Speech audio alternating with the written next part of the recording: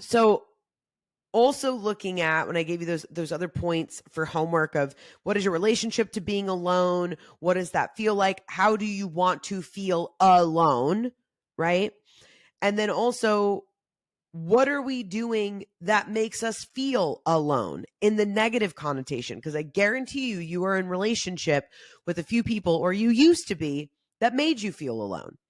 Why do I always feel worse when I'm with this person? Or what, where it's that maybe they're the person that always kind of like shits on your ideas, or they're like, oh, I'm just joking. Can't you take a joke? Or, you're with somebody who's emotionally unavailable and they're telling you to your face, no, I'm here. I don't understand. But you feel alone.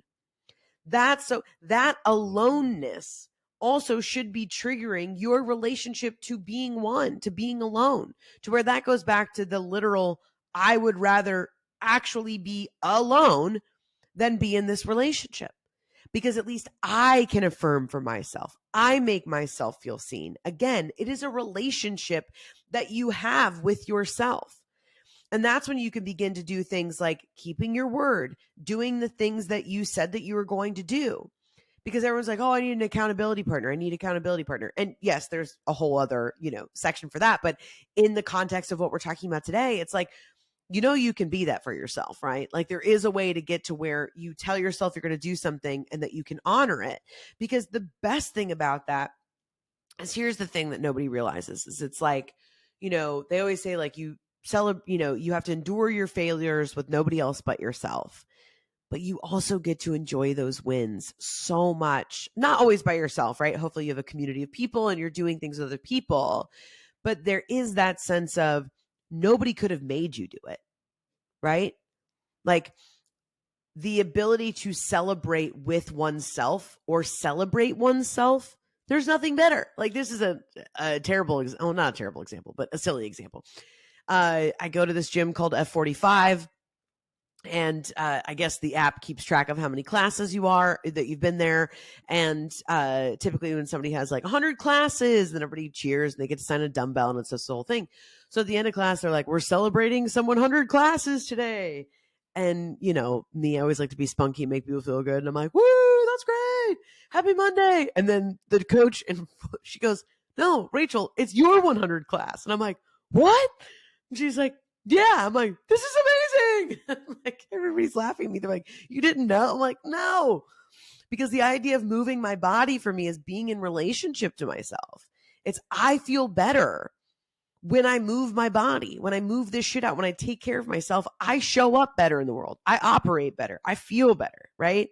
But it was that of being able to quote unquote celebrate in relationship with myself of, oh my gosh, we did it, like 100 classes, right?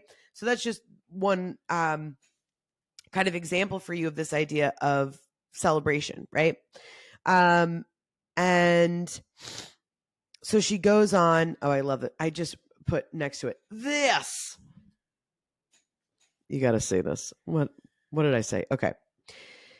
When one is a stranger to oneself, then one is estranged from others too. If one is out of touch with oneself, then one cannot touch others. And again, that is so much to me, this circle of life card. It's not you can't love somebody else until you love yourself. That's a whole other thing. But the idea of, and I always talk about this, of like, if you have godly gifts, you serve God by exercising your gifts, right? And I mean, God is a higher, you take that word however you want, right? But the meaning is still the same. Of we are all given these amazing gifts, and we're all, I mean, could you imagine if this is a very kind of elementary thought, but it's so potent of like, well, what if like we all had the same skills? Like that would be, like our whole universe would literally be lopsided because we would only have been good at doing one thing. There's a reason why we have all these different gifts. Again, the God in me sees the God in you. That's amazing that that's what you do. Like my neighbor and I are very close. And she is a facilitator and is going on this big retreat to teach teachers how to help underprivileged and under-nurtured families whose children need developmental like tools and things in schools of where to access these, how to do it, how to kind of foster these families. And I mean, this amazing, amazing gift where she's going to facilitate and teach 200 facilitators that are then going to go out into the world and they're going to help all these people. Again, it's this idea of the circle of life and spreading that seed that goes wider and wider, right? Again, I'm not saying, I mean, you could feel like your calling is to, it doesn't have to be this grandiose thing. I don't want to be like, oh, well, my calling is just to, like I make tapestries or, whatever it is. It's like, again, the way in which you are honoring the circle of life, the way of which you were honoring your oneness is through honoring those gifts and allowing those gifts to shine. And until you honor your specific oneness, I mean, it does. I mean, that I do not love the whole like niche down, because it's like now we're all just like caving for an algorithm. But listen, you got to market yourself how you got to market yourself. But the universe doesn't need you to do that. What the universe needs you to do is expand. It wants you to expand in its oneness. Notice that it's like a star doesn't explode and it's like, well, thanks so much for shopping, right? That's what we don't need you to niche down. Sometimes a star will expand and burst and it breeds another galaxy. The universe is always expanding. Even if a black hole and something falls in and on itself, it falls in on itself to create something else. Or the things that are even more wild, where they're like, this galaxy, like billions of miles away, where I'm like, I don't even understand how anyone's processing this. And here I am just throwing it out into the ether of the internet.